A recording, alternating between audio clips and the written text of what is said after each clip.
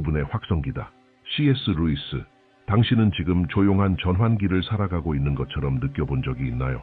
마치 갑자기 내면에서 무언가 설명할 수 없이 변화하기 시작하는 것처럼 말이죠. 어쩌면 당신은 C.S. 루이스가 말한 위대한 도약을 경험하고 있는 중일지도 모릅니다.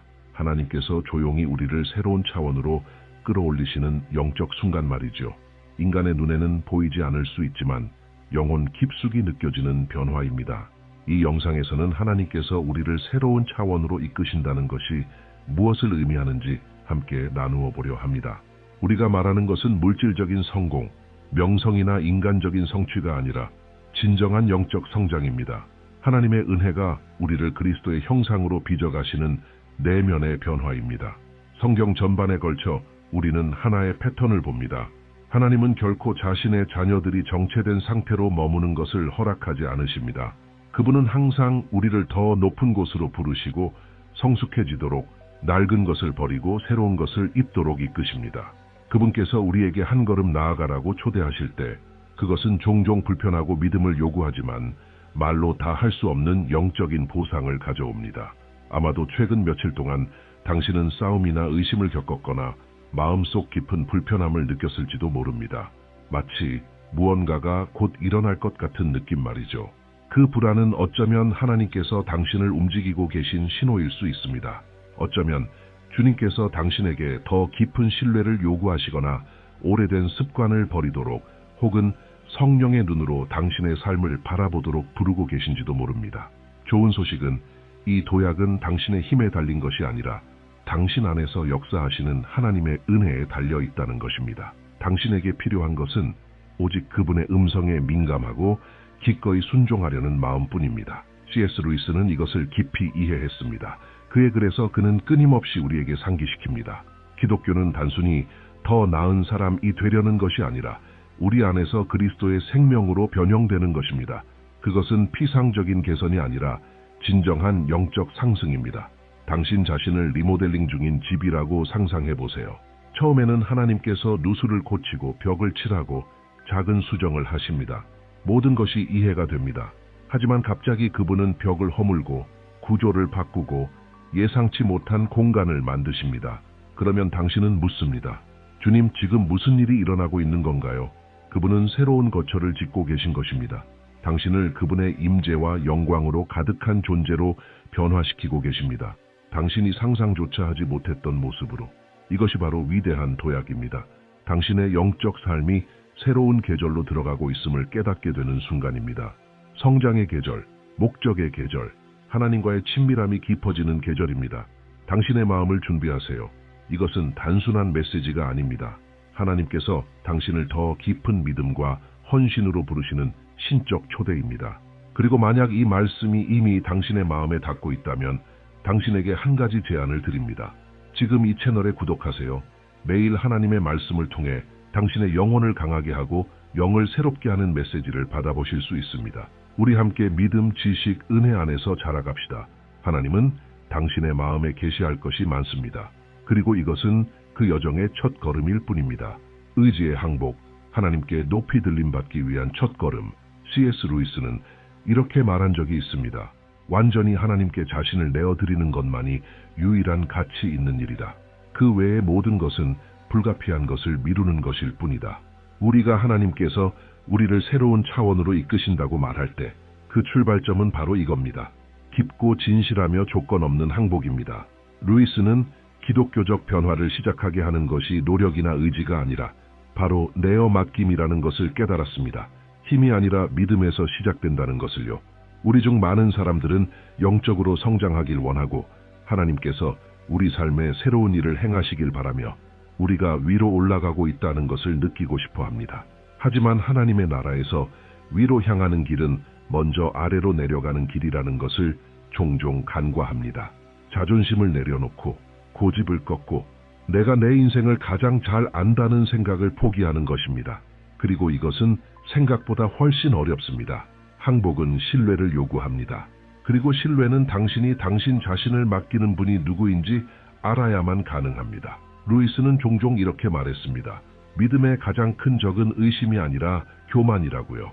교만한 마음은 누구에게도 의지하고 싶어 하지 않습니다. 스스로 통제하고 스스로 결정하며 하나님과 흥정을 시도합니다. 그러나 하나님은 우리의 자아와 흥정하지 않으십니다. 그분은 오직 전적인 항복을 기다리십니다. 예수님께서 우리에게 보여주신 것처럼요. 하나님의 아들이셨던 예수님조차 스스로 아무것도 하지 않으셨습니다. 오직 나는 아버지께서 하시는 것을 보고서만 행한다고 말씀하셨죠. 이분이 바로 우리의 본보기입니다. 항복은 포기가 아니라 순종입니다. 그리고 이것이 C.S. 루이스가 자신의 신앙 여정에서 배운 진리입니다. 아시다시피 그는 탁월한 지성인이자 확고한 무신론자였습니다. 그는 수년간 신앙을 거부하려 애썼습니다. 그러나 진리를 깊이 탐구하면서 그는 사방에서 그리스도의 진리에게 포위당하게 되었고 결국 이렇게 고백했습니다. 나는 아마도 영국에서 가장 마지못해 회심한 사람일 것이다. 나는 하나님의 나라로 끌려 들어갔다. 발버둥치며 소리치며. 하지만 한번 항복하자 루이스는 완전히 새로운 삶을 경험했습니다. 그의 사고는 넓어지고 마음은 치유되며 그의 영은 이제껏 그 어떤 지성으로도 도달할 수 없었던 세계에 눈뜨게 되었습니다.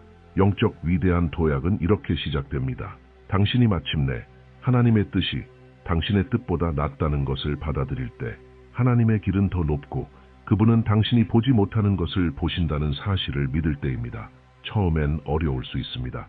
하나님의 뜻은 종종 우리가 그 순간에 원하는 것과 반대일 수 있기 때문입니다. 그것은 때로 비논리적으로 느껴지고 시기상조처럼 보이며 심지어 고통스럽기까지 합니다. 하지만 당신이 항복할 때 초자연적인 일이 일어납니다. 이전엔 불안을 주던 상황 속에서도 평안을 경험하게 됩니다. 당신이 통제권을 내려놓을 때 하나님께서 당신 인생의 운전대를 잡으시고 그분은 당신보다 훨씬 더 잘 운전하십니다. 카를라라는 한 젊은 여성이 있었습니다. 그녀는 많은 사람들과 비슷한 싸움을 겪고 있었습니다. 그녀는 하나님의 인도를 구하며 기도했지만 사실은 자신이 이미 결정한 것을 하나님께서 확인해 주시길 바라는 마음이었습니다. 그 결과는 늘 좌절이었습니다. 아무것도 풀리지 않았기 때문입니다. 그러던 어느 날 그녀는 C.S. 루이스의 한 문장을 읽게 되었습니다. 사람은 두 부류다. 하나님께 당신의 뜻이 이루어지소서라고 말하는 사람, 그리고 하나님께서 그렇다면 내 뜻대로 되거라라고 말씀하시는 사람. 그 순간 그녀 안에서 무언가 깨어졌습니다. 처음으로 그녀는 진심으로 기도했습니다. 주님, 저는 포기합니다. 제 계획과 다르더라도 주님께서 원하시는 것을 말씀해 주세요. 얼마 지나지 않아 응답이 왔습니다. 분명하고 단순하며 그녀가 예상했던 것과는 전혀 다른 방식으로. 하지만 그녀가 순종했을 때 모든 것이 제자리를 찾았습니다. 맞는 문들이 열렸고 새로운 기쁨이 그녀의 마음을 채웠습니다. 그녀는 깨달았습니다. 항복은 손해가 아니라 도약의 시작이라는 것을. 하나님은 결코 누구도 억지로 끌어올리지 않으십니다. 그분은 부르시고 초대하시며 항복하는 마음을 기다리십니다. 항복이란 우리가 모든 답을 가지고 있지 않다는 것을 인정하는 것입니다. 그리고 그 답을 다 가질 필요도 없다는 것을 받아들이는 것입니다. 아버지 되신 하나님께서 무엇을 하고 계신지 믿는 것, 그것이 항복입니다. 루이스는 이렇게 말하기도 했습니다. 하나님은 우리가 행복해지는 것보다 거룩해지는 것에 더 관심이 있으시다. 그리고 이것은 오히려 우리를 자유롭게 합니다. 우리가 진정 항복할 때 우리는 더 이상 단순한 안정이나 위로만을 구하지 않습니다. 우리는 변화를 구하게 됩니다. 그리고 바로 거기서 진짜 성장이 시작됩니다. 영적 도약은 가볍습니다. 하지만 대가 없는 가벼움은 아닙니다. 그것은 우리가 통제라는 짐을 내려놓고 예수님의 쉬운 멍에를 받아들일 때 옵니다. 루이스는 또 이렇게 말했습니다. 우리가 하나님께 더 많이 내어드릴수록 우리는 더욱 진짜 우리가 되어간다. 당신은 하나님과 함께 새로운 차원으로 나아가고 싶으신가요? 그렇다면 여기서 시작하십시오. 당신의 의지를 항복하세요. 용기를 내어 이렇게 고백해 보세요. 주님, 제 뜻이 아니라 주님의 뜻이 이루어지기를 원합니다. 이것은 어둠 속으로 뛰어드는 도약처럼 느껴질 수도 있습니다. 하지만 그것은 당신이 할 수 있는 가장 안전한 도약입니다. 바로 그 항복의 자리에서 하늘이 열리고 마음은 성숙해지며 삶은 그리스도의 영광을 비추기 시작합니다. 영적 성장을 위한 도구로서의 고통. C.S. 루이스는 깊이 있는 동시에 충격적인 진실을 이렇게 표현했습니다. 고통은 하나님께서 귀먹은 세상을 깨우기 위해 사용하시는 확성기이다. 다시 말해 모든 것이 고요할 때 하나님은 말씀하십니다. 그러나 우리가 영적으로 방황하거나 잠들어 있을 때 하나님은 우리가 마침내 그분의 음성을 듣게 하시기 위해 고통을 허락하셔야 할 때가 있습니다. 고통에 대해 말하는 것은 쉽지 않습니다. 대부분의 사람들은 이 주제를 피하고 싶어 합니다. 하지만 진실은 어떤 위대한 영적 성장도 상처를 입거나 부서지거나 도전받는 과정을 거치지 않고는 이루어지지 않는다는 것입니다. 루이스는 단순히 말만 한 것이 아니라 실제로 그 고통을 겪었습니다. 그는 어린 나이에 어머니를 잃었고 아버지의 냉담함을 겪었으며 제1차 세계대전의 참호 속에서 싸웠고 훗날 생애의 사랑인 조이를 암으로 천천히 잃었습니다. 그럼에도 그는 말했습니다. 자신이 하나님을 가장 깊이 이해하게 된 것은 고통 속에서였다고. 고통은 다른 무엇도 대신할 수 없는 역할을 합니다. 그것은 우리가 누구인지 그리고 우리가 누구를 신뢰하는지를 드러냅니다. 모든 것이 잘 풀릴 때는 찬양하기 쉽고 강한 척하기도 쉽고 믿음이 있다고 말하기도 쉽습니다. 그러나 우리가 발 딛고 있던 땅이 사라질 때 그제야 우리는 우리 인생이 정말로 반석 위에 세워졌는지를 알게 됩니다. 하나님은 고통을 헛되이 사용하지 않으십니다. 그분은 목적 없이 우리에게 고통을 허락하지 않으십니다. 오히려 많은 경우 고통 속에서 하나님은 우리를 더 높은 영적 단계로 이끄시기 시작하십니다. 그것은 하나님이 잔인하셔서가 아니라 고통이 우리를 정결하게 하기 때문입니다. 고통은 우리를 분주하게 만들던 것들을 제거하고 교만을 짓밟으며 우리의 시선을 하늘로 돌리게 만듭니다. 루이스는 고통을 조각가의 작업에 비유했습니다. 돌덩어리가 조각되고 망치질 당하고 잘려나가는 모습을 상상해 보십시오. 만약 그 돌에 감정이 있다면 분명 고통스러워 비명을 지를 것입니다. 하지만 그 돌은 조각가가 보는 것을 보지 못합니다. 조각가는 매번의 타격을 통해 돌 안에 숨겨진 형상을 드러냅니다. 우리도 이와 같습니다. 우리는 거친 돌덩이요, 하나님은 예술가이십니다. 고통은 잔인하게 느껴질 수 있지만 우리 안에 그리스도의 형상을 드러내고 있는 것입니다. 그리고 결국 우리는 더 아름답고 더 강하고 더 성숙해질 것입니다. 이 진리를 잘 보여주는 한 남자의 경험이 있습니다. 그의 이름은 호베르트였습니다. 그는 교회의 리더로 항상 활발하고 항상 헌신적인 사람이었습니다. 그러나 내면 깊은 곳에는 숨겨진 교만이 자리 잡고 있었습니다. 그는 자신이 절대 넘어지지 않을 만큼 강하다고 생각했고 어떤 유혹들은 자신과는 무관하다고 여겼습니다. 그러던 어느 날 한 스캔들이 드러나면서 그의 모든 것이 무너졌습니다. 그는 지위와 존경, 친구들을 모두 잃었습니다. 몇 달 동안 그는 수치심과 슬픔 속에 잠겼습니다. 그러나 바로 그 깊은 골짜기 속에서 그는 처음으로 하나님의 음성을 진짜로 들었습니다. 하나님은 비난으로 말씀하지 않으셨습니다. 사랑으로 말씀하셨습니다. 그리고 서서히 호베르트는 회복되기 시작했습니다. 오늘날 그는 겸손하게 고백합니다. 그 시기는 자신의 인생에서 가장 고통스러웠지만 동시에 영적으로 가장 열매 맺은 시기였다고. 바로 그때 그는 내면으로부터 다시 태어났다고 말합니다. 루이스는 이렇게 말했습니다. 하나님은 즐거움 속에서는 속삭이시고 양심 속에서는 말씀하시며 고통 속에서는 외치신다. 이것은 하나님이 우리의 고통을 원하신다는 뜻이 아닙니다. 그러나 하나님은 그것을 허락하십니다. 왜냐하면 우리 안에 있는 어떤 것들은 불을 통해서만 제거될 수 있기 때문입니다. 그리고 그 불은 믿음으로 견디면 우리를 파괴하지 않고 정련합니다. 아마 지금 당신도 힘든 시간을 지나고 있을지도 모릅니다. 어쩌면 왜 어떤 일들이 일어나지 않았는지, 왜 어떤 문들이 닫혔는지 이해하려 애쓰고 있을지도 모릅니다. 그리고 당신이 원하는 건 그저 이 상황이 빨리 끝나는 것입니다. 하지만 만약 이렇게 물어본다면 어떨까요? 주님, 이 상황 속에서 내게 무엇을 가르치고 싶으신가요? 이 질문은 모든 것을 바꿉니다. 왜냐하면 그 순간 당신은 과정을 거부하는 대신 그 과정을 통해 변화될 준비가 되기 때문입니다. 세상의 논리로 보면 고통은 실패의 증거입니다. 그러나 하나님의 나라에서는 고통이 믿음과 겸손 그리고 아버지와의 친밀함이 피어나는 밭이 될 수 있습니다. 그래서 가장 깊은 신앙을 가진 사람들은 인생이 순탄했던 사람들이 아니라 불을 통과했으면서도 더욱 예수님을 닮은 이들입니다. 루이스는 또한 고통은 우리의 주의를 산만하게 하는 것들을 제거한다고 말했습니다. 정말 그렇습니다.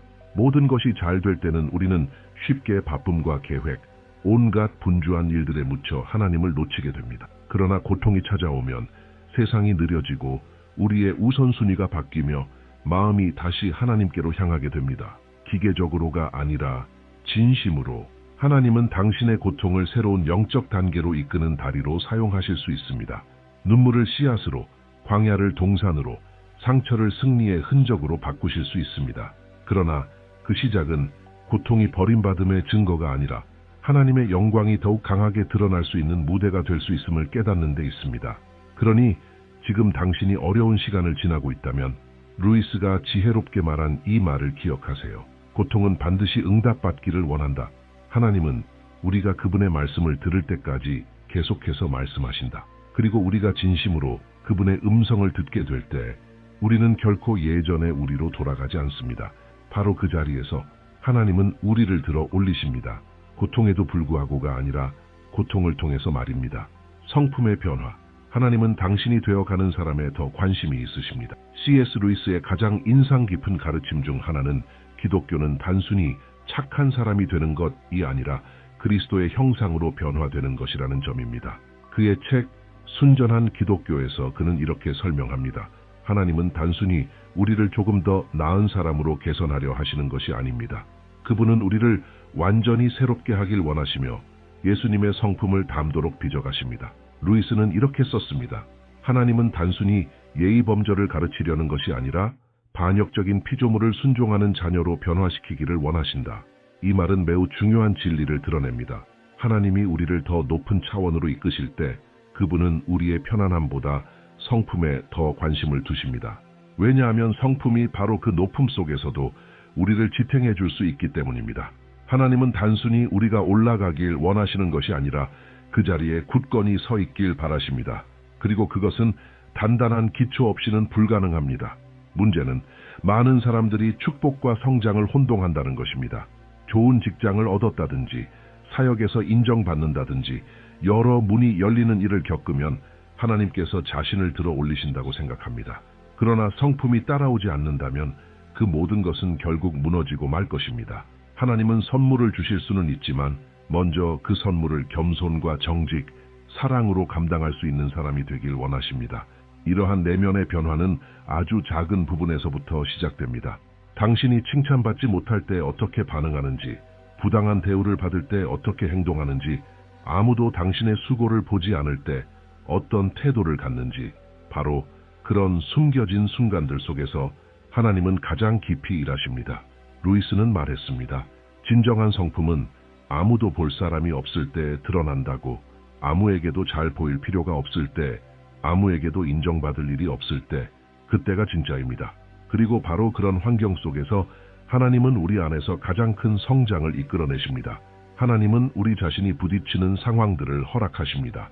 용서를 받지 못해도 용서해야 할 때, 인정받지 못한 채로 섬겨야 할 때, 진리를 선택하는 대가를 치러야 할 때, 우리는 하나님 앞에서 정련되고 빚어집니다.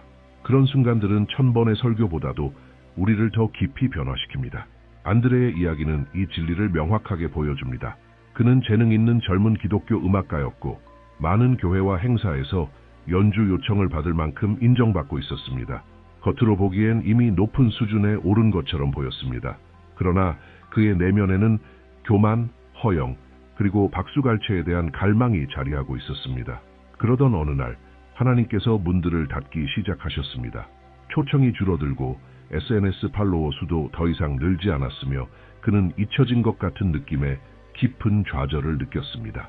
그러던 중 어느 평범한 수요일 예배에서 영광을 구하지 않고 하나님을 섬기는 것에 대한 설교를 듣게 되었습니다. 그 말씀이 그의 마음을 무너뜨렸습니다. 그 후 안드레는 자신의 우선순위를 바꾸기 시작했습니다. 그는 다시 작은 곳에서 기쁨으로 연주하기 시작했고 뒤에서 섬기며 아무것도 계시하지 않고 청소년들을 제자 훈련하며 섬겼습니다. 그러자 서서히 어떤 변화가 일어났습니다. 그는 예수님을 더 닮아가기 시작한 것입니다. 그의 음악에는 깊이가 생겼고 그의 믿음은 단단해졌으며 자신도 모르는 사이에 하나님은 그를 새로운 차원으로 이끄셨습니다. 유명세가 아닌 성숙의 차원으로. C.S. 루이스는 또한 이렇게 말했습니다. 하나님께 가까이 갈수록 우리는 인식할 수 없는 존재가 되는 것이 아니라 오히려 더 참된 나 자신이 된다. 이 말은 정말 해방감을 줍니다. 많은 사람들이 그리스도를 따르는 것은 자기 정체성을 잃는 것이라고 생각하지만 실제로는 그 반대입니다. 하나님께서 우리의 성품을 변화시키도록 허락할 때 비로소 우리는 진짜 자신이 누구인지 발견하게 됩니다. 죄는 우리를 일그러뜨리고 비인간적으로 만들지만 거룩함은 우리 본래의 본질을 회복시킵니다. 그래서 진정한 영적 성장은 겉에서 안으로가 아니라 안에서 밖으로 일어나는 법입니다. 하나님은 마음에서부터 일하시기 시작하십니다. 이 변화는 하룻밤 사이에 일어나는 것이 아닙니다. 그것은 과정이며 여정이고 끊임없는 다듬음입니다. 그리고 하나님은 모든 것을 사용하십니다. 대화, 갈등, 실패, 우리가 듣는 말들, 그리고 심지어 침묵까지. 아무도 보지 않을 때조차 올바른 것을 선택하는 그 작은 순간들 하나하나가 우리를 새로운 차원으로 이끄는 걸음이 됩니다. 당신은 하나님과 함께 높아지기를 원하십니까? 그렇다면 스스로에게 이렇게 물어보세요. 나는 어떤 사람이 되어 가고 있는가? 예전보다 더 인내심 있는 사람인가요? 더 관대하고 더 겸손해졌나요? 아니면 겉으로는 하나님의 일에 바쁘지만 속사람은 변하지 않고 있나요? 진짜 성장은 겉으로 드러나기 전에 안에서 시작됩니다. 그것은 우리의 생각, 태도, 성품에서부터 시작됩니다. 기억하세요. 하나님은 우리의 퍼포먼스가 아니라 우리의 충성에 감동하십니다. 아무도 보지 않을지라도 우리 안에 그리스도의 모습이 드러날 때 하나님은 기뻐하십니다. 그리고 하나님이 보시기에 우리 안에 사명 감당의 무게를 버틸 수 있는 성품이 세워졌다고 판단되면 그분은 우리를 더 높이 이끄십니다. 허영 때문이 아니라 목적 때문입니다. 루이스의 말처럼 당신이 오늘 단순한 불편함이라고 여기는 일이 하나님께는 당신 안에 영혼을 세우기 위한 망치일 수 있다. 얼마나 강력한 진리입니까? 우리는 그저 평범한 고난을 겪고 있다고 느낄지 모르지만 실상은 영원한 손길이 우리를 빚고 있는 순간일 수 있습니다. 하나님께서 당신의 삶에 준비하신 위대한 진보는 단지 그분이 당신을 위해 무엇을 하실지에 있는 것이 아니라 그분이 당신을 어떤 사람으로 만들어가고 계시는가에 있습니다. 그리고 그것은 당신이 성령께서 당신의 성품을 날마다, 선택마다 한 걸음 한 걸음 변화시키도록 허락할 때 시작됩니다. 구속된 상상력, 하나님은 정신을 사용하여 영을 들어올리신다. C.S. 루이스는 기독교 신앙이 이성에 반하는 것이 아니며 상상력의 적도 아니라는 점을 탁월하게 보여준 사람이었습니다. 오히려 그는 하나님께서 우리에게 정신과 상상력을 주신 이유는 바로 그것들을 통해 더 깊이 영적인 실제를 이해할 수 있도록 하기 위함이라고 믿었습니다. 루이스는 이렇게 말했습니다. 이성은 진리의 기관이지만 상상력은 의미의 기관이다. 다시 말해, 어떤 것이 진리라는 것을 아는 것만으로는 충분하지 않으며 그 진리를 내면에서 느끼고 살아야 한다는 것입니다. 이것은 영적인 고향의 강력한 원리입니다. 하나님은 우리의 상상력을 구속하시기를 원하십니다. 그분은 우리의 사고방식, 세상을 인식하는 방식, 삶을 바라보는 방식을 새롭게 하여 우리가 새로운 영적 차원 속에서 살아가기를 원하십니다. 우리의 마음이 변화되면 우리의 심령이 조화를 이루며 우리의 믿음은 날개를 달게 됩니다. 사도 바울은 로마서 12장 2절에서 이렇게 말했습니다. 이 세대를 본받지 말고 오직 마음을 새롭게 함으로 변화를 받아. 바로 이 점이 핵심입니다. 많은 사람들이 하나님과의 새로운 차원을 살고 싶어 하지만 여전히 오래된 사고방식에 갇혀 있습니다. 작게 생각하고 자신을 패배자로 여기며 꿈꾸는 것을 두려워하거나 항상 최악의 상황만 상상합니다. 그러나 하나님은 그들을 그러한 상태에서 해방시키기를 원하십니다. 그분은 믿음, 창의성, 거룩함이 함께 가는 새로운 사고방식을 활성화하시기를 원하십니다. 루이스는 소설과 이야기, 우화를 그러한 차원에 이르는 도구로 사용했습니다. 예를 들어 나니아 연대기는 단순한 아동 도서가 아니었습니다. 그것은 영혼을 들여다보는 창이었습니다. 수백만 명의 사람들이 한 마리 사자와 4명의 아이들의 이야기를 통해 하나님에 대한 깊은 진리를 발견했습니다. 왜일까요? 성령님께 인도받는 상상력은 하늘과 땅을 잇는 다리가 되기 때문입니다. 이것은 작가나 예술가에게만 해당되는 것이 아닙니다. 우리 모두에게 해당됩니다. 기도할 때 당신은 당신이 말하는 것을 상상합니까? 하나님께서 주에 깊게 듣고 계신 모습을 그려보십니까? 성경을 읽을 때 장면을 보며 순간을 느끼십니까? 찬양할 때 하나님의 보좌 앞에 서 있다고 상상합니까? 이러한 사고방식은 모든 것을 변화시킵니다. 왜냐하면 살아있는 방식으로 믿음이 당신의 마음속에 거하게 되며 단순히 믿는 것을 넘어서 영적으로 보기 시작하기 때문입니다. 한 목사님 마르시우는 자신이 이 진리를 깨달은 후 어떻게 기도의 삶이 완전히 달라졌는지 이야기했습니다. 오랜 세월 동안 그는 기계적이고 반복적이며 거의 자동적으로 기도했습니다. 그러던 어느 날 루이스의 글에서 기도란 마치 거대한 궁전에 들어가 실제 왕 앞에 서는 것과 같다는 설명을 읽고 무언가가 깨어났습니다. 그날 이후로 마르시우는 자신이 무엇을 하고 있는지를 상상하기 시작했습니다. 기도할 때마다 그는 하나님의 보좌와 그 주위에 있는 천사들, 그리고 자신을 위해 중보하시는 예수님을 떠올렸습니다. 시간이 지나자 그는 자신의 믿음이 깊어지고 마음이 고요해지며 하나님과의 친밀함이 자라나는 것을 느꼈습니다. 그의 상상력은 구속된 것이었습니다. 이 원리는 부정적인 생각에 사로잡혀 사는 사람에게도 해방을 가져다 줍니다. 루이스는 유혹은 마음에서 시작되지만 거룩함도 마찬가지다라고 상기시켜 줍니다. 우리가 상상력이 정결케 되도록 허용할 때 파괴적인 생각을 거부하고 성령님께서 역사하실 수 있는 공간을 만들기 시작합니다. 다르게 생각하는 것이 다르게 사는 첫걸음입니다. 어린 시절 거절당한 상처를 가진 한 사람을 상상해 보십시오. 그녀는 수년 동안 자신이 사랑받지 못하고 중요하지 않으며 존귀하지 않다는 이미지를 마음에 품고 살아갑니다. 예수님을 영접한 후에도 여전히 하나님의 자녀로 자신을 바라보는데 어려움을 겪습니다. 그녀의 마음은 아직 포로 상태에 있습니다. 그러나 성경을 읽고 자신이 사랑받고 받아들여졌으며 선택받았다는 진리를 듣는 가운데 그녀는 오래된 이미지를 새로운 것으로 바꾸기 시작합니다. 하나님께서 자신을 품에 안으시고 미소 지으시며 곁에서 걸으시는 모습을 상상하기 시작하는 것입니다. 그리고 시간이 지나면서 내면에서 무언가가 변화합니다.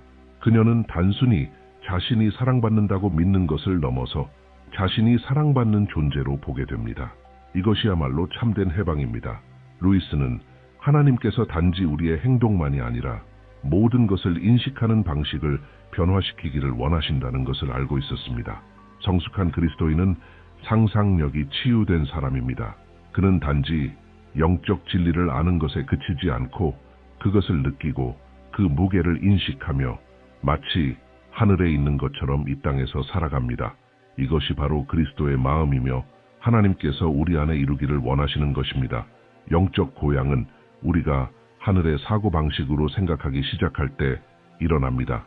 기도할 때, 말씀을 읽을 때, 찬양할 때, 심지어 꿈을 꿀 때도 하나님의 임재를 인식하며 구속된 방식으로 할 때 우리는 변화됩니다.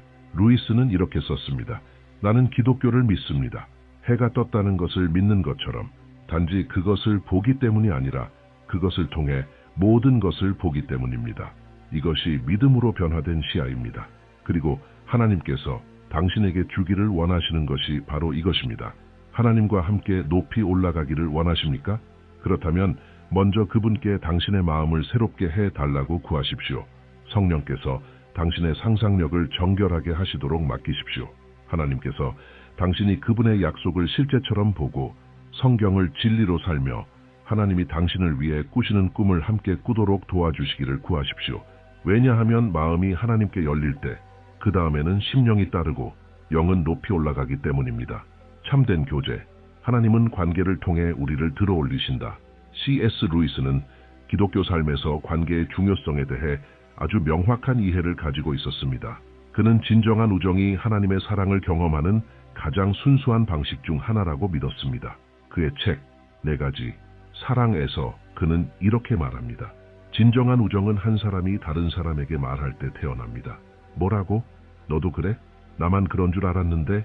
이런 영혼의 연결은 영적인 열쇠입니다. 왜냐하면 하나님은 사람을 통해 우리를 변화시키고 치유하시며 높이시기 때문입니다. 많은 그리스도인들이 혼자서 영적으로 성장하려고 합니다.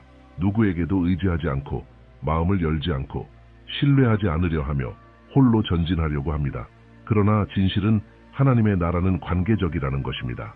하나님 자신이 교제의 하나님이십니다. 성부, 성자, 성령께서 완전한 연합 가운데 거하시기 때문입니다.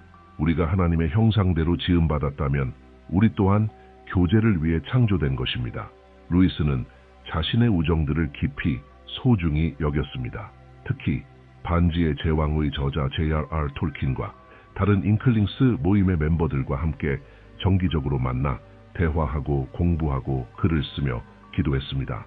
그는 우정을 통해 하나님께서 우리 각자에게 홀로는 결코 볼 수 없는 하나님의 일부를 보여주신다고 믿었습니다. 그리스도 안에서 함께 걷는 사람마다 하나님의 형상의 불꽃을 품고 있으며 우리가 함께 걸을 때 그 불꽃들이 더해져 서로를 밝히는 것입니다. 교제는 또한 거룩함이 자라는 장입니다. 우리가 관계 속에서 용서하고 경청하며 양보하고 섬기는 법을 배웁니다. 하나님은 우리를 타인과의 마찰 속에서 다듬어 가십니다. 고립된 삶은 잠시 더 영적으로 보일 수 있지만 진정한 성숙은 없습니다.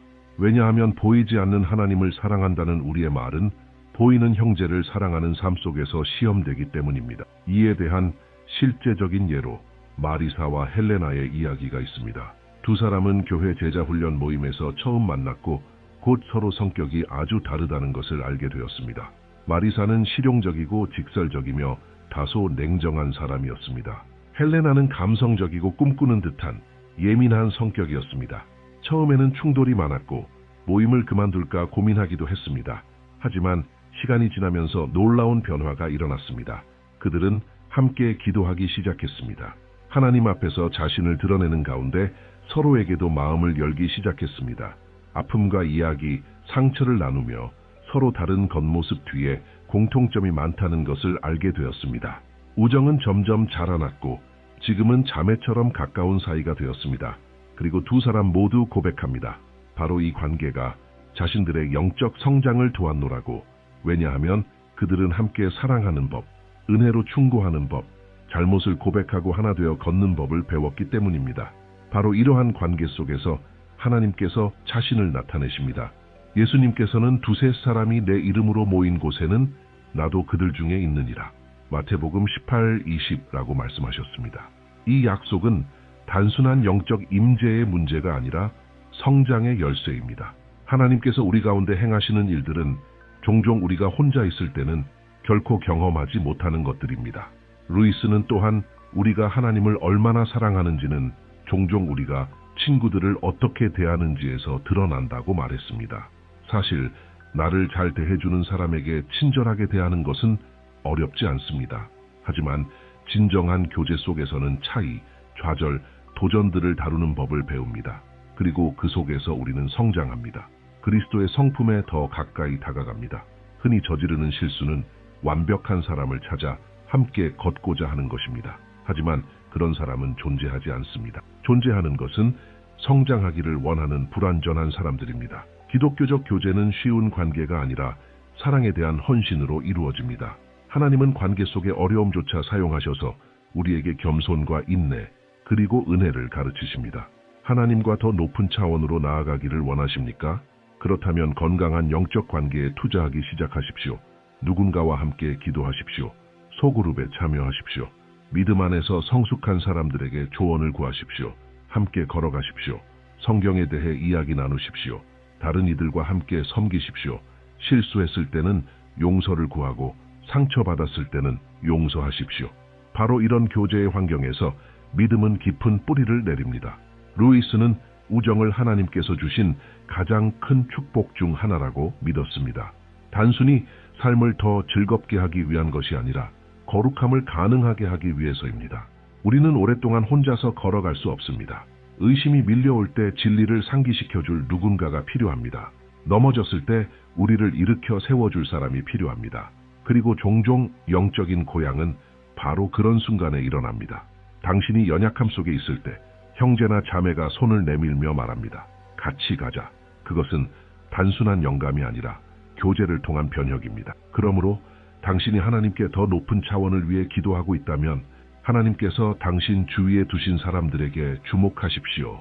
다음 단계는 화려한 기적이 아니라 진심 어린 우정, 함께 드린 기도, 적절한 때에 한 번의 포옹을 통해 올 수 있습니다.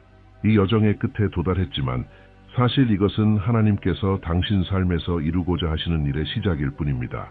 이 영상에서 우리는 하나님께서 이루시는 영적 도약은 우연히 일어나는 것이 아니라는 것을 보았습니다. 하나님은 우리를 부르시고 준비시키시며 변화시키십니다. 그리고 그 모든 것은 항복으로부터 시작됩니다. 이것이 첫 번째이자 가장 본질적인 단계입니다. 통제하려는 마음을 내려놓고 하나님의 뜻을 진심으로 신뢰하는 것. 그 다음 우리는 고통이 비록 아프지만 아버지의 손에 들려있는 강력한 도구라는 것을 이해했습니다. 그것은 벌이 아니라 연단의 과정이며 하나님께서 우리 내면을 다듬어 더 큰 것을 살아가게 하시기 위한 수단입니다. 세 번째 원칙에서는 하나님께서 단순히 우리를 새로운 장소로 이끄시는 것이 아니라 우리가 어떤 사람으로 변화되어 가는지를 더 중요하게 여기신다는 것을 배웠습니다. 하나님은 우리 안에 그리스도의 성품을 형성하고 계시며 이것이 모든 영적 상승을 지탱하는 기초입니다. 네 번째에서는 루이스를 통해 마음과 상상력도 이 과정의 일부임을 배웠습니다. 하나님은 우리가 생각하고 바라보고 기도하고 꿈꾸는 방식을 새롭게 하기를 원하십니다. 구속된 마음은 깊은 믿음이 자라나는 기름진 밭입니다. 마지막으로 하나님께서 관계를 통해 우리를 날카롭게 하시고 치유하시며 이끄신다는 것을 이해했습니다. 아무도 혼자서는 성장할 수 없습니다. 하나님의 영적 차원을 살고자 한다면 교제는 필수입니다. 이제 이 원칙들 중 하나를 선택하여 이번 주에 실천해 보십시오. 항복이든 누군가와의 연결이든 말씀을 통한 마음의 새로움이든 하나님은 당신을 더 멀리, 더 깊이 이끄실 준비가 되어 계십니다. 하나님께서 우리를 들어올리실 때 그분은 단지 우리의 상황을 바꾸시는 것이 아니라 우리를 바꾸십니다. 진정한 도약은 보이지 않는 내면에서 시작되며 그곳에서 모든 것이 변화됩니다. C.S. 루이스는 우리에게 이렇게 상기시켜 주었습니다.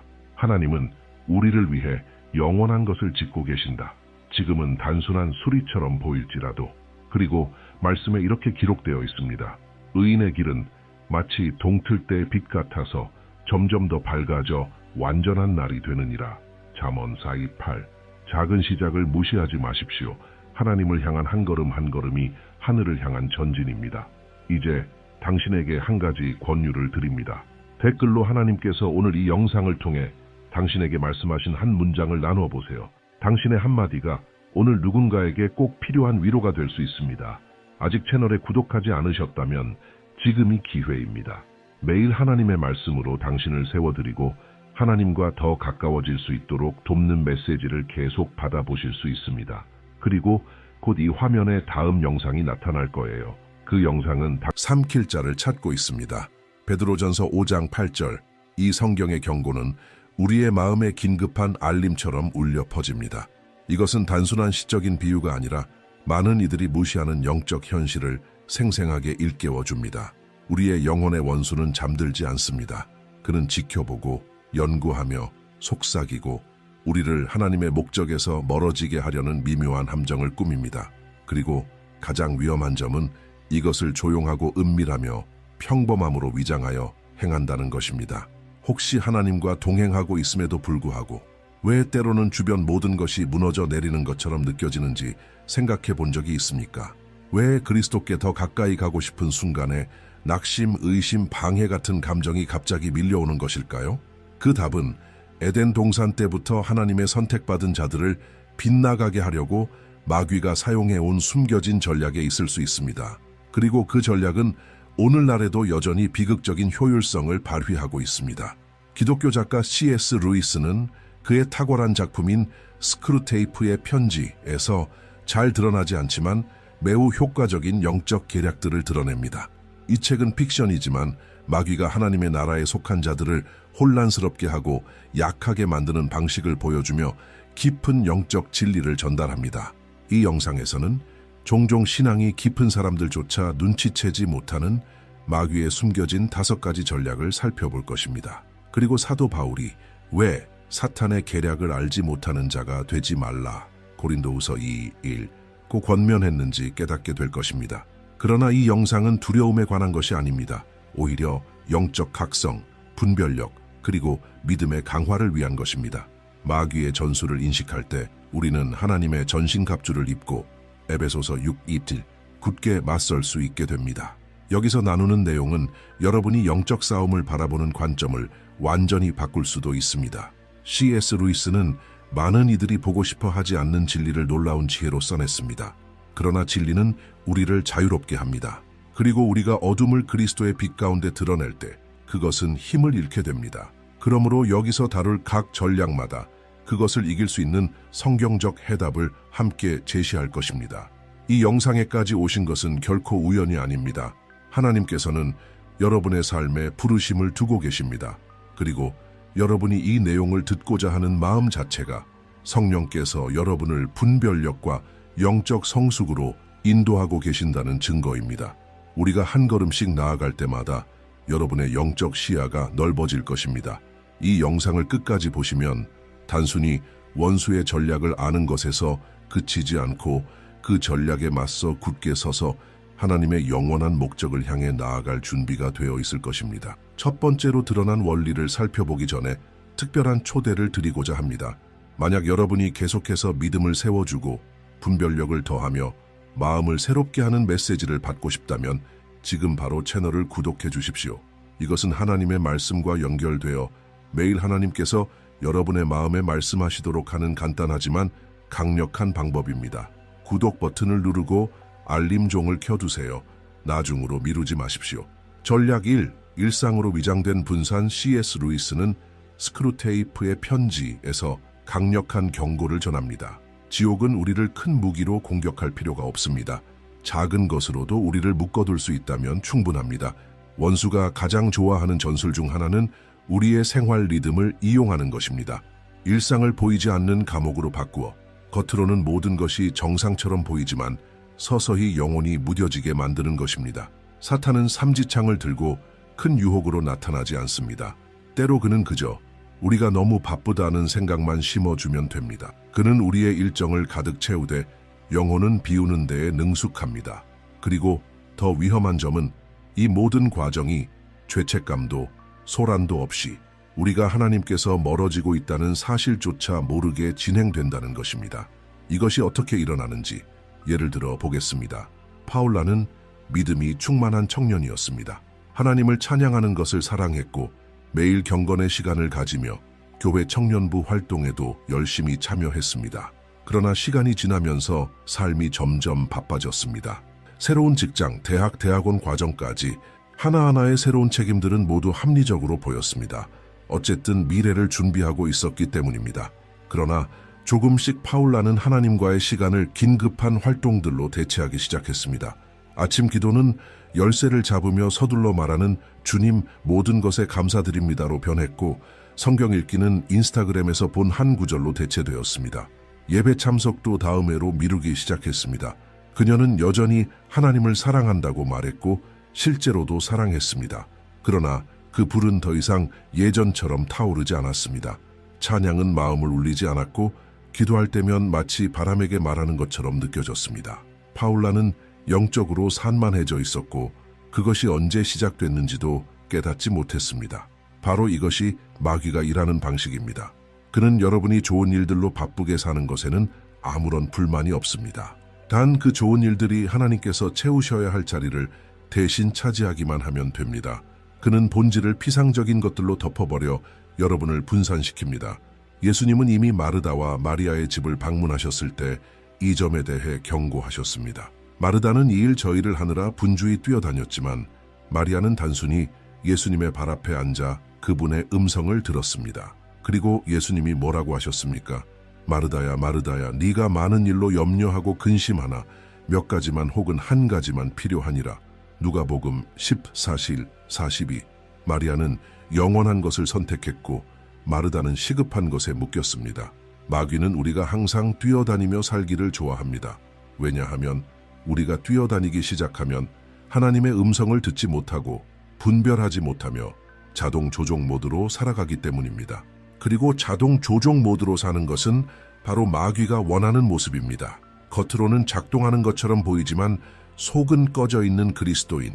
그는 우리에게 기도할 시간이 없는 것이 정상이라고 설득합니다. 성경을 닫아둬도 괜찮다고 속삭입니다. 다들 그렇게 산다고 말합니다. 그리고 우리가 깨달았을 때는 이미 하나님의 부재에 너무 익숙해져서 그분을 그리워하지 않게 됩니다. 하지만 이렇게 계속될 필요는 없습니다. 하나님의 뜻 중심으로 돌아가는 것은 선택입니다. 멈추고 숨을 고르며 이렇게 결심하는 선택입니다. 오늘 나는 주님을 우선순위에 두겠다. 비록 15분의 침묵일지라도, 단순하지만 진심 어린 기도일지라도 말입니다. 하나님은 그런 움직임을 귀하게 여기십니다. 성령님은 완벽함을 요구하지 않지만 자리를 원하십니다. 우리가 그분께 다시 첫 자리를 내어드릴 때 우리 안에서 무언가가 바뀌기 시작합니다. 평안이 돌아오고 불이 다시 타오르며 하나님의 임재가 우리를 채웁니다. 만약 원수가 삶의 바쁨을 통해 여러분의 하나님과의 시간을 빼앗아 가려고 했다면 오늘이 그 흐름을 바꿀 날입니다. 더 많은 시간이 생길 때까지 기다리지 마십시오. 지금 있는 시간부터 시작하십시오. 적더라도 진심이 담긴 시간은 많지만 형식적인 시간보다 훨씬 강력합니다. 기억하십시오. 일상이 하나님과의 관계에서 멀어지게 하는 것은 여러분이 허락할 때만 가능합니다. 우리는 일하고 공부하고 집안을 돌보고 사람들과 관계를 맺으면서도 여전히 영적으로 살아있을 수 있습니다. 핵심은 하나님을 모든 것의 중심에 두는 것이지 주변부에 두는 것이 아닙니다. 실천적인 팁 하나 드리겠습니다. 휴대폰을 스크롤하는 10분을 기도로 바꿔보세요. 준비하거나 운전할 때 찬양을 들으세요. 집안에 비밀의 장소를 마련하세요. 비록 그것이 방 한 구석의 의자 하나일지라도 말입니다. 작아 보이지만 이런 작은 영적 습관들이 하나님과 강력한 동행의 삶을 만들어갑니다. 원수는 기도하는 그리스도인을 두려워합니다. 그리고 그가 여러분을 그리스도인 되지 못하게 막을 수 없다면 대신 여러분을 산만한 그리스도인으로 만들려고 할 것입니다. 그러나 여러분은 이 함정에 빠질 필요가 없습니다. 오늘이 이렇게 선언하는 날입니다. 나는 자동 조정 모드로 살지 않겠다. 온 마음과 온 존재로 다시 하나님의 임재로 돌아가겠다. 그렇게 할 때 하늘이 열리고 하나님께서 가까이 오십니다. 그리고 원수는 물러갑니다. 전략 2. 영적 권태를 통한 약화. 많은 사람이 말하지 않지만 원수가 하나님의 택하신 자들에게 가하는 가장 조용한 공격 중 하나가 바로 영적 권태입니다. 단순히 한가한 날의 무료함이 아니라 더 이상 마음에 와닿지 않는다는 내적인 감정, 하나님의 일이 반복적이고 멀게 느껴지고 심지어 흥미를 잃게 되는 상태를 말합니다. 이 냉랭함은 단번에 찾아오지 않습니다. 조금씩 스며들며 자리를 잡습니다. 그리고 바로 거기에 위험이 있습니다. C.S. 루이스는 스크루테이프의 편집에서 이 점을 예리하게 짚어줍니다. 악마들은 누군가의 영적 생활을 지루하고 단조롭고 피곤하게 만들 수 있을 때 기뻐합니다. 그 목적은 단순합니다.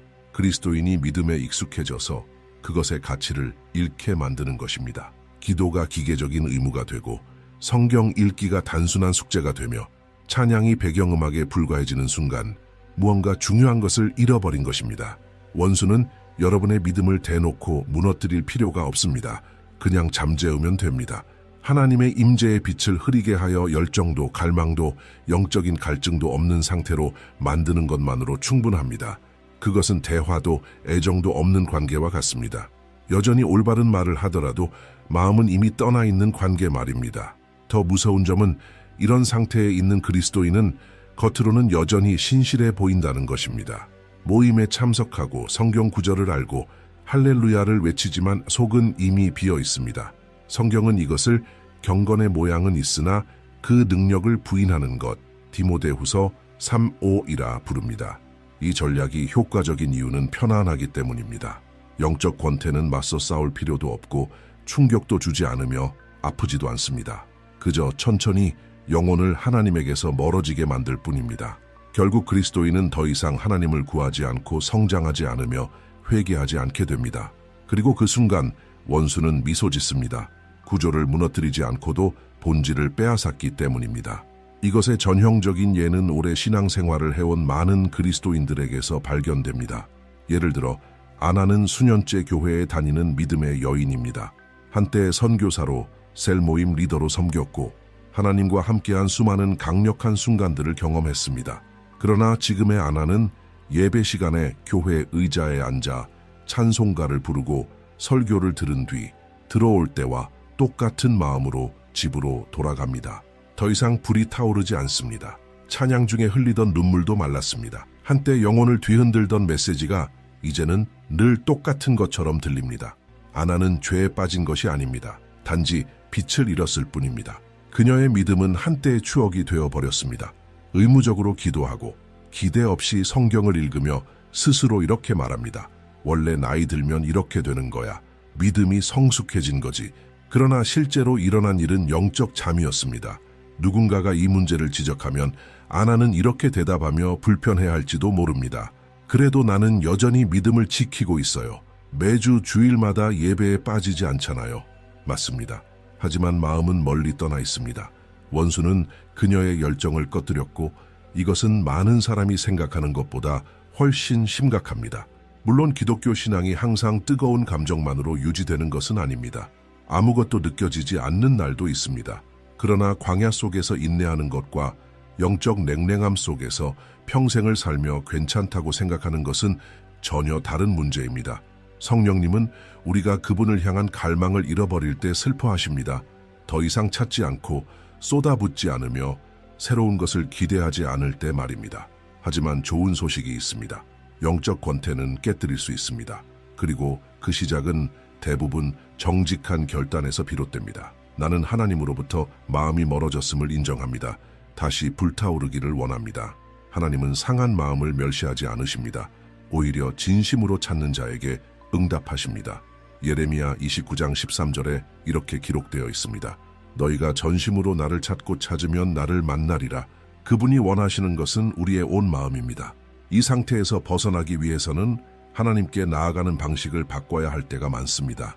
암기한 기도를 반복하는 대신 친한 친구에게 대화하듯 하나님께 이야기해 보십시오. 성경을 의무적으로 읽는 대신 구절마다 성령님께서 말씀하시도록 구하십시오. 새로운 영적 도전을 해보십시오. 예를 들어 하나님의 침묵을 들을 수 있도록 SNS 금식을 하거나 다른 장소에서 드리는 묵상, 방불을 끄고 드리는 진심 어린 예배 등이 있습니다. 단순해 보이지만 이런 것들이 다시 마음에 불을 붙입니다. 영적 권태는 피할 수 없는 결말이 아닙니다. 그것은 하나의 증상일 뿐입니다. 증상이 있다는 것은 치료가 가능하다는 뜻입니다. 하나님은 거의 꺼져가는 불씨를 다시 살리시는 전문가이십니다. 예수님께서도 요한계시록 2장에서 에베소 교회가 처음 사랑을 버렸다고 책망하십니다. 그러나 곧바로 길을 보여주십니다. 그러므로 어디서 떨어졌는지를 생각하고 회개하여 처음 행위를 가지라. 이것이 바로 희망입니다. 마치 하나님께서 이렇게 말씀하시는 것 같습니다. 아직 늦지 않았다. 나는 여전히 너를 온전히 원한다. 오늘 여러분의 영적 삶이 차갑고 비어있고 몸이 건조하다고 느껴진다면 그 감각은 하나님께서 여러분을 더 가까이 부르고 계신 신호일 수 있습니다. 미지근한 믿음에 만족하지 마십시오. 영적으로 그저 버티며 살지 마십시오. 여러분은 하나님과의 삶이 살아있고 뜨겁고 계시로 가득하며 친밀한 관계가 되도록 부름받았습니다. 이 원수의 전략을 무너뜨리는 가장 좋은 방법은 새로움을 간구하는 것입니다. 성령님께 다시 불을 붙여달라고 기도하십시오. 그러면 그분은 반드시 그렇게 하십니다. 하나님은 돌아오기를 원하는 사람을 버리지 않으십니다. 가슴속 불이 다시 타오를 때 권태는 사라집니다. 성경은 살아 움직이며 기도는 다시 달콤해지고 찬양은 방 안을 가득 채웁니다. 그리고 마귀는 또 한 번 패배합니다. 전략 3. 종교적인 외형을 통한 속임수. 많은 사람이 깨닫지 못하지만 원수는 겉으로만 영적으로 보이는 그리스도인을 두려워하지 않습니다. 그는 오직 진정으로 그리스도처럼 사는 사람만을 경계합니다. 마귀가 하나님의 택한 자들에게 사용하는 가장 위험한 전략 중 하나는 하나님과의 관계를 종교적인 외형으로 바꾸게 만드는 것입니다. 즉, 교회 활동에 참여하고 있다는 이유만으로 하나님과의 관계가 건강하다고 착각하게 만드는 것입니다. 이 위험은 미묘합니다. 눈에 보이는 죄가 아니라 거룩함으로 위장된 교만을 통해 작동하기 때문입니다. 사람은 자신이 하는 일에 만족하면서도 하나님 앞에서 자신이 어떤 존재인지 잊어버립니다. C.S. 루이스는 스크루테이프의 편지임에서 이를 탁월하게 묘사합니다. 노련한 악마가 초보 악마에게 이렇게 조언합니다. 그리스도인으로 하여금 자신의 종교적인 행실에 만족하게 만들라는 것입니다. 교회에 가고 각종 사역에 참여하고 겉으로 올바르게 보이는 모습, 이 모든 것이 하나님과의 실제 연결 없이 행해진다면 그것은 강력한 분산 도구가 됩니다. 원수의 목적은 단순합니다. 겉모습이 본질을 대신하게 만드는 것입니다. 이것은 겉으로 보기에는 잎이 무성한 아름다운 나무 같지만 속은 이미 말라버려 열매가 없고 쓰러지기 직전인 모습과 같습니다. 빈 껍데기 같은 종교심은 사람을 속입니다. 왜냐하면 그것은 나는 이미 내 몫을 다하고 있다는 잘못된 만족감을 주기 때문입니다. 그래서 사람은 다른 이들과 자신을 비교하며 스스로 더 낫다고 여기고 안주하게 됩니다. 더 이상 뜨겁게 기도하지 않고 진심으로 거룩함을 추구하지 않으며 외형만 유지하며 살아갑니다. 그리고 더 큰 문제는 자신이 그렇게 살고 있다는 사실조차 모르는 경우가 많다는 것입니다. 이러한 영적 속임수는 예수님께서 사역하시는 동안 가장 강하게 맞서 싸우신 것이었습니다. 바리새인들은 종교적 외형의 대가였습니다. 그들은 성경을 암송했고 금식하며 사람들 앞에서 기도했고 존경받았습니다. 그러나 예수님은 그들을 단호하게 책망하셨습니다. 마태복음 23장 27절에서 이렇게 말씀하십니다. 화 있을진저 외식하는 서기관들과 바리새인들이여 회칠한 무덤 같으니 겉으로는 아름답게 보이나 그 안에는 죽은 사람의 뼈와 모든 더러운 것이 가득하도다. 이 말씀은 그리스도인에게 주어질 수 있는 가장 강력한 경고 중 하나입니다. 겉으로는 깨끗해 보이지만 속은 죽어가고 있을 수 있다는 사실을 조심하라는 것입니다. 이 마귀의 전략이 효과적인 이유는 자아를 부풀리기 때문입니다. 사람은 자신의 영성을 다른 사람의 시선으로 판단하기 시작합니다. 찬양대에 서 있고 사역을 하고 강단에 서 있다면 괜찮다고 느낍니다. 그러나 하나님은 사람처럼 보지 않으십니다. 하나님은 마음을 보십니다. 우리가 사랑으로 하는지 아니면 체면과 습관으로 하는지를 아십니다. 이 속임수의 흔한 예는 교회에서 리더로 설교자로 찬양 인도자로 봉사자로 활동하지만 모든 것을 자동적으로 하는 사람입니다. 엘리야가 그랬습니다. 그는 청년부 리더로 늘 모임에 참석하고 봉사하며 존경받는 사람이었습니다. 그러나 실제로 그의 하나님과의 관계는 무너져 있었습니다. 예배 외에 기도하지 않았고 성경은 말씀을 준비할 때만 읽었습니다. 그의 마음은 메말라 있었지만 겉으로는 아무 문제가 없어 보였습니다. 어느 날 수련회가 끝난 뒤 한 청년이 다가와 이렇게 말했습니다. 엘리야 목사님, 제가 목사님을 위해 기도해도 될까요? 제 마음에 목사님이 필요하다는 생각이 들었어요.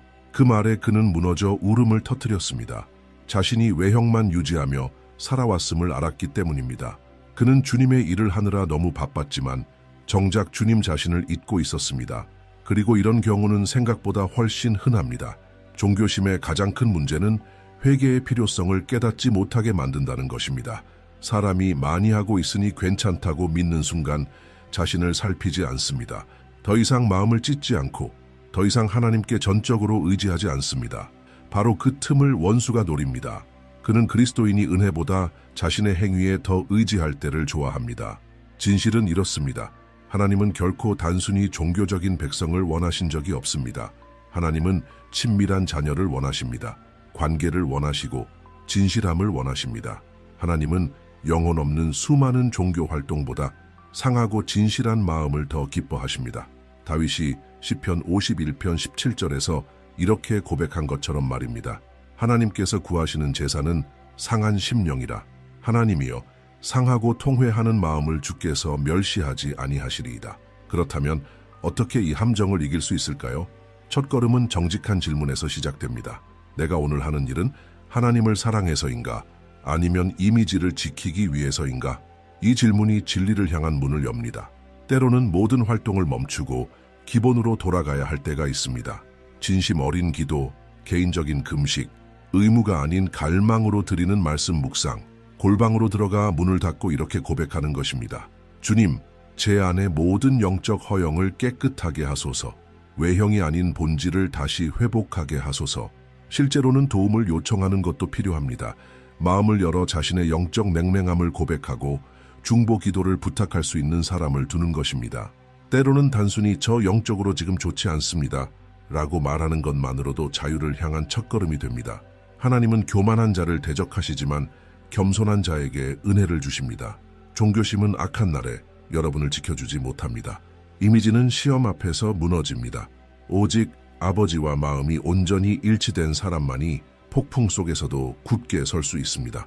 그래서 마귀는 이 전략에 그렇게 집착합니다. 여러분이 활동을 친밀함으로, 소음을 능력으로, 외형을 거룩함으로 착각하게 만들기 위해서입니다. 그러나 오늘 여러분은 다른 길을 선택할 수 있습니다.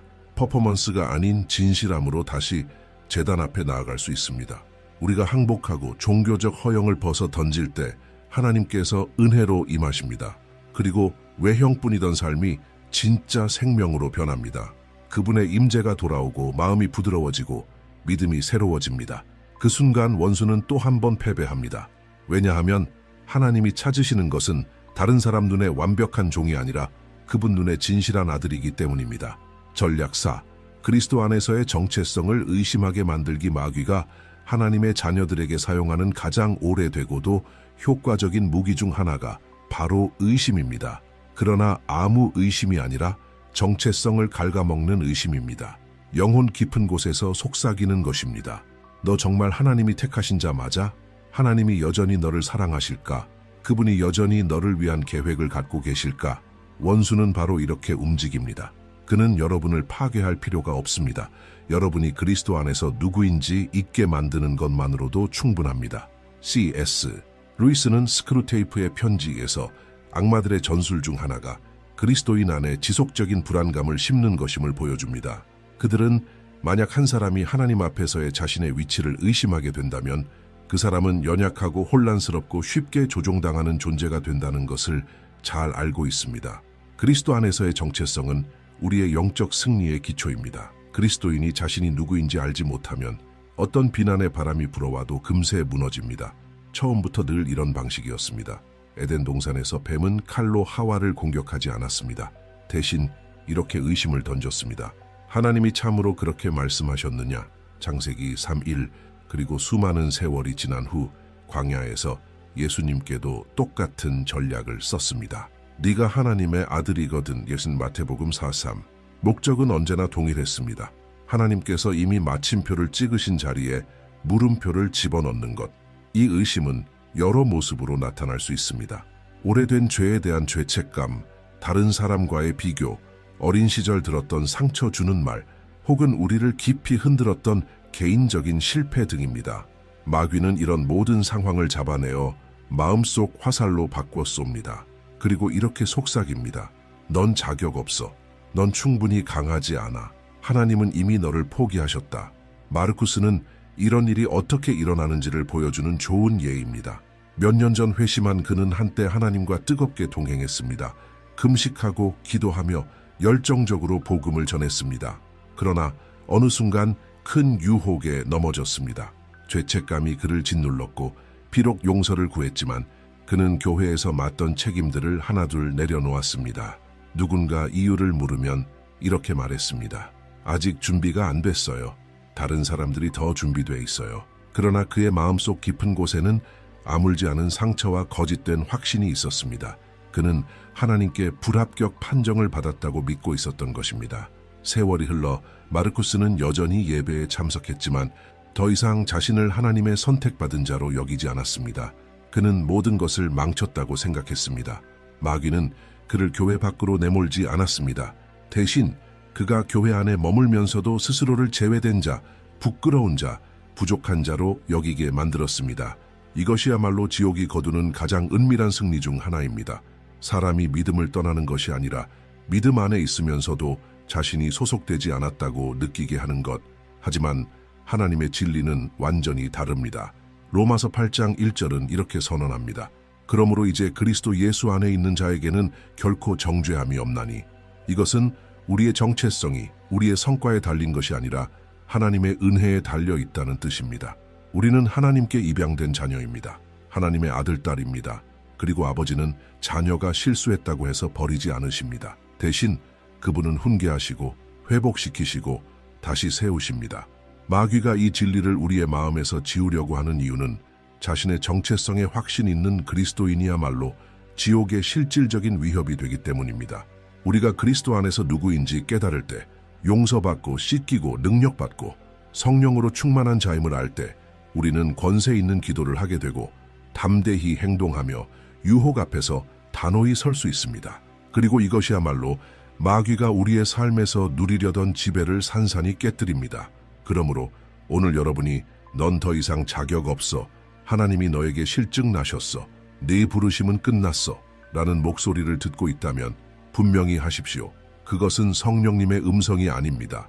그것은 여러분의 믿음을 침묵시키려는 원수의 속삭임입니다. 성령님은 죄를 책망하시지만 항상 사랑과 방향 그리고 회복의 약속을 주십니다.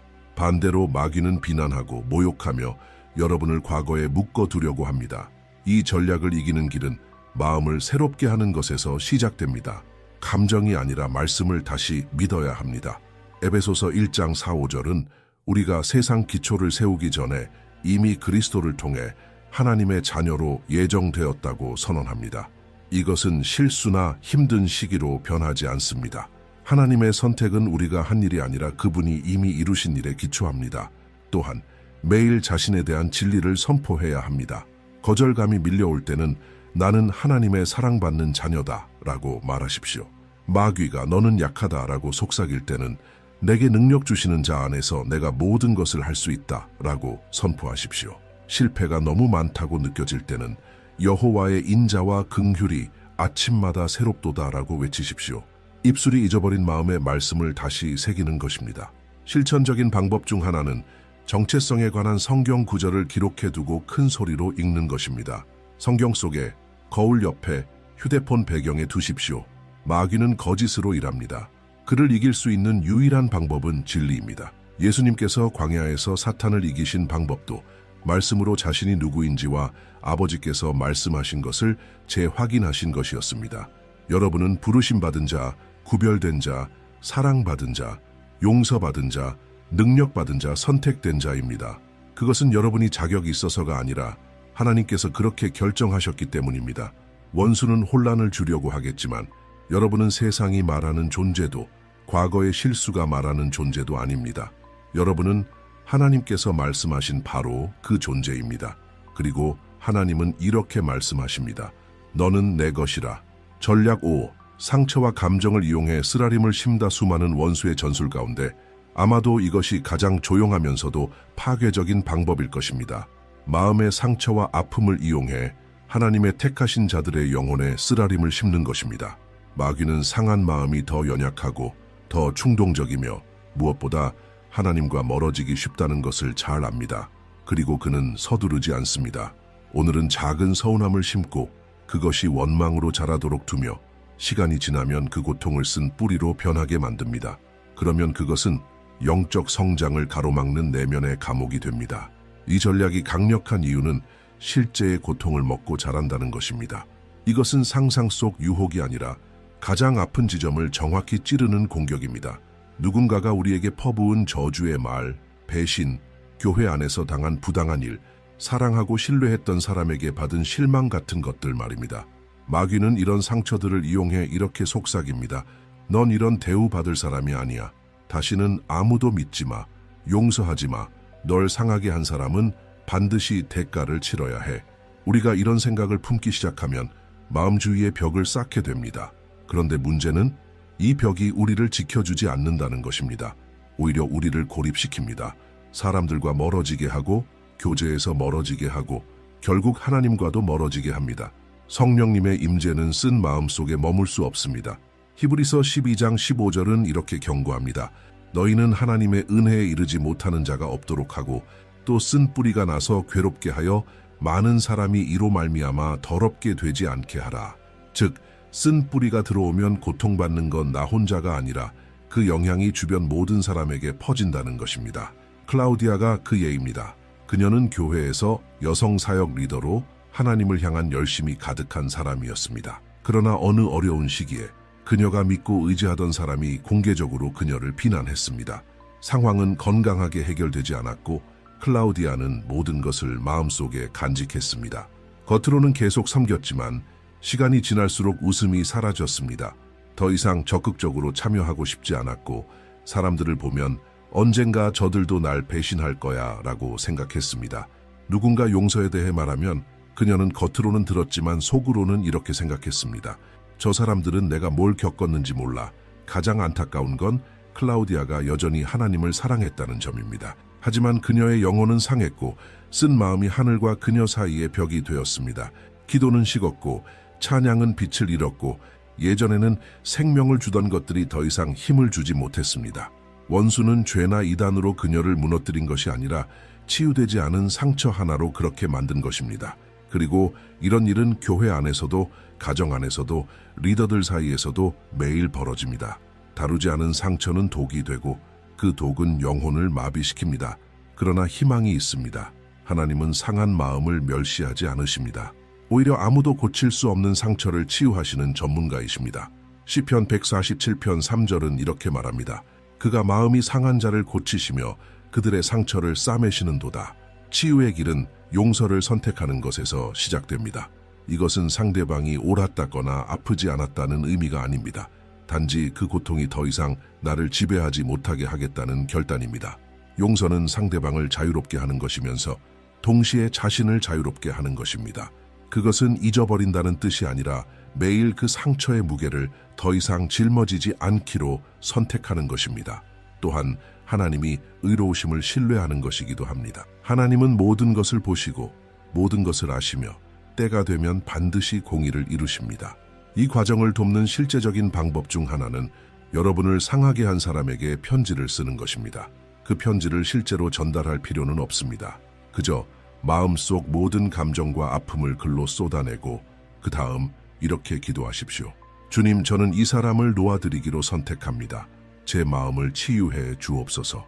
어쩌면 하나님께서 여러분의 기쁨을 회복시키는 데 필요한 것은 이렇게 단순한 내어드림의 행동일 수 있습니다. 원수가 쓴 마음을 통해 여러분의 믿음을 훔치도록 두지 마십시오.